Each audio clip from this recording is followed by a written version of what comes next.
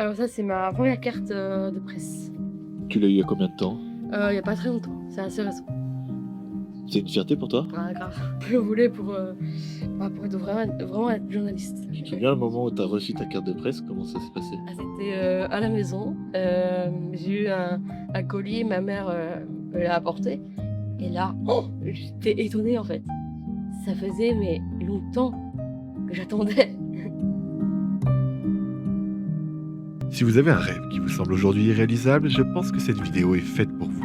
Tu rêvais de quoi quand tu étais petite? Je rêvais d'être journaliste. Bonjour à tous et bonjour à moi-même. Et oui, vous êtes bien dans le cœur de Jeanne. Dans la vie, il y a certaines personnes qui vont au bout de leurs idées. C'est le cas de Jeanne. Je suis porteuse de trisomie 21. Bon, ok, ça joue un petit peu, mais ça va. Dans cette vidéo, on va voir comment, malgré son handicap, cette journaliste anime une chronique radio presque chaque jour. Si vous aimez un métier, bah, allez-y. C'est un métier de passion, donc il faut y aller. Il faut pas se dire que on va pas y arriver. Vous pouvez toujours y arriver. Mais en fait, je me suis dit, mais ça va, c'est que du kiff, quoi. C'est même pas un travail pour toi. Non, même pas. Je m'appelle Jeanne Métivier, j'ai 28 ans et je suis journaliste. Il y a quelques jours, dans ma voiture, je suis tombé sur une petite radio et j'ai entendu cette voix. Et bonjour à tous et bonjour à moi-même. Alors, mon mot d'aujourd'hui, ce que j'ai sur le cœur, c'est la cuisine. Ce rire que vous entendez là, c'est celui de Jeanne, l'une des seules journalistes françaises atteintes de trisomie 21. Moi, j'écoutais très souvent des histoires quand j'étais petite et c'est à partir de là où je me suis dit, mais moi aussi, j'ai envie de raconter mon histoire. J'ai eu envie de passer une journée avec elle pour comprendre son parcours. C'est ton bureau ici, c'est ça? Oui, ça, c'est mon bureau, ouais.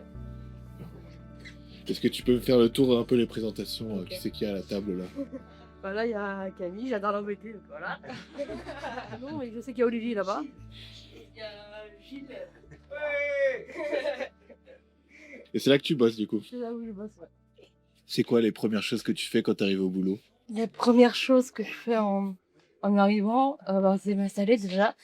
Et puis après, je vais dans mes notes, je regarde ce que j'ai fait. Je revois un peu mes questions pour l'invité d'après. On sait qui c'est l'invité du jour? Oui, c'est Gaëlle Piton, elle est sophrologue. Et tu vas lui poser quoi à peu près comme question? On sait qu'elle est donc danseuse, autrice. Elle fait aussi du spectacle, du coaching et de la sophrologie. Donc, en gros, comment vous faites pour gérer tout ça? Alors, mes missions, c'est de faire des chroniques, parce que je parle de tout, dans mes chroniques Le cœur de Jeanne. Et je parle de ma vie de tous les jours, en fait, à travers mes yeux en tant que trisomique. Et bonjour à tous et bonjour à moi-même. J'ai envie de vous parler des élections de Donald Trump. Et bonjour à tous et bonjour à moi-même.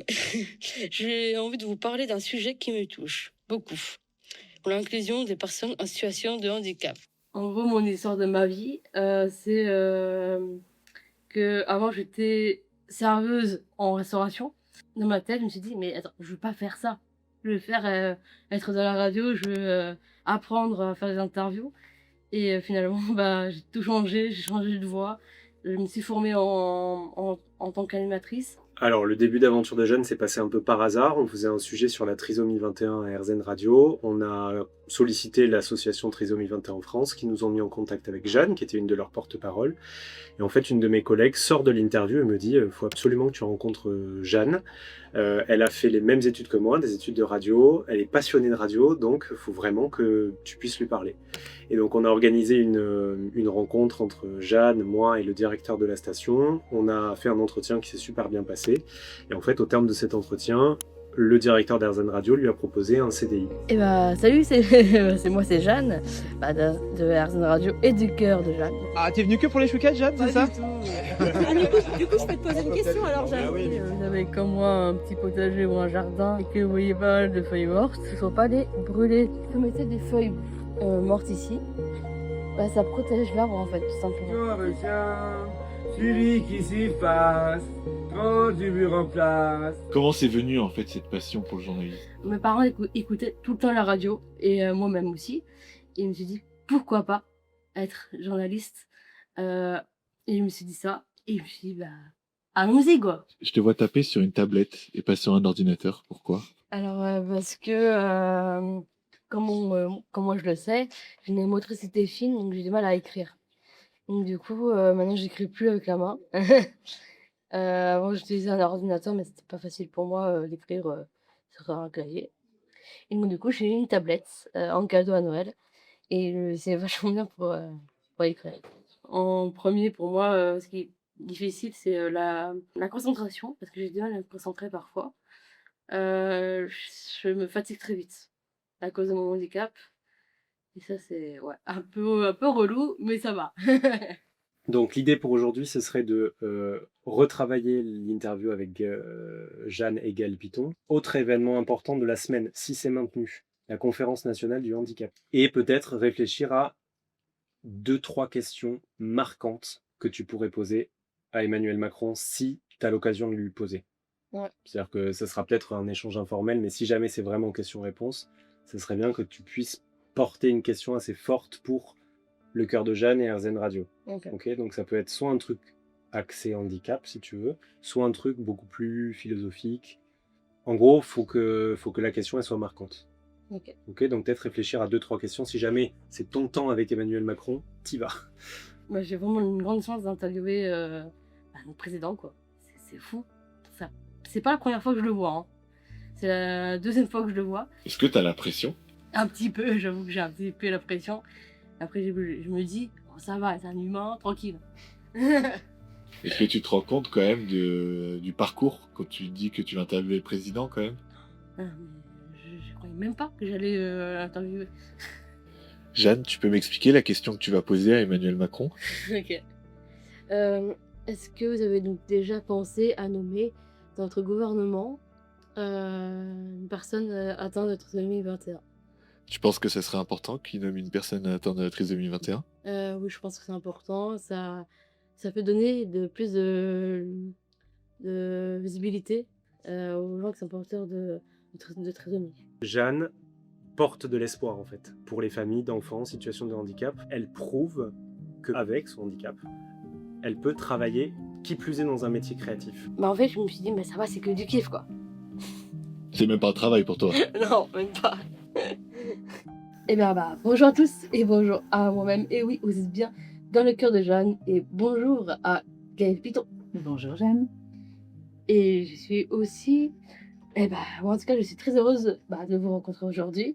Et on n'est pas tout seul non plus parce qu'on a Olivier. Salut. Salut Jeanne, ça va bien? Ouais, et toi? Bah ça va très très bien. C'est quoi le rapport entre être vivant et être en mouvement? Être vivant et être en mouvement, pour moi, il n'y a pas de différence. Ah Parce ouais? que le mouvement, c'est notre essence de vie. Ouais, je dirais ça, je sais pas. Ah Hein. ouais, mais c'est bien. C'est bien, ça te va? Ah, j'adore. Réponse A, ce serait ça. Ah, j'adore. Après, j'ai pas de réponse B, Jeanne. Je suis désolée. Ouais, je dirais ça, ouais. Et merci de nous avoir écoutés. Puis à très bientôt pour de nouveaux épisodes. Et moi, je vous dis, Dansons tous ensemble peut-être.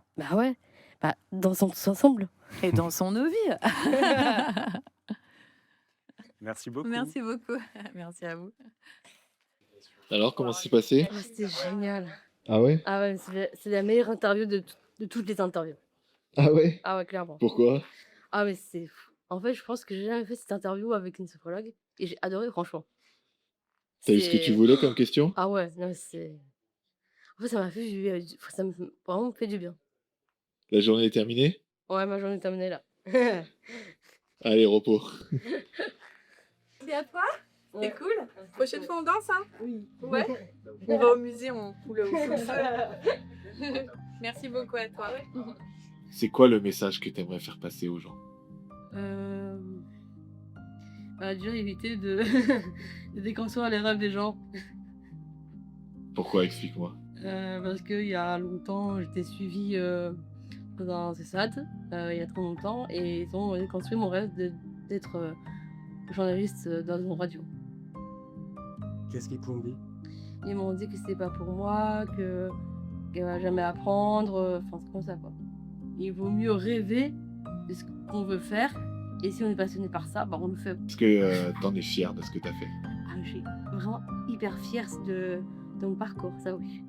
En fait, le fait que si la porte se referme, c'est pas grave. Je donne un bon coup de pied dans la porte Et parfois même je sors par la fenêtre.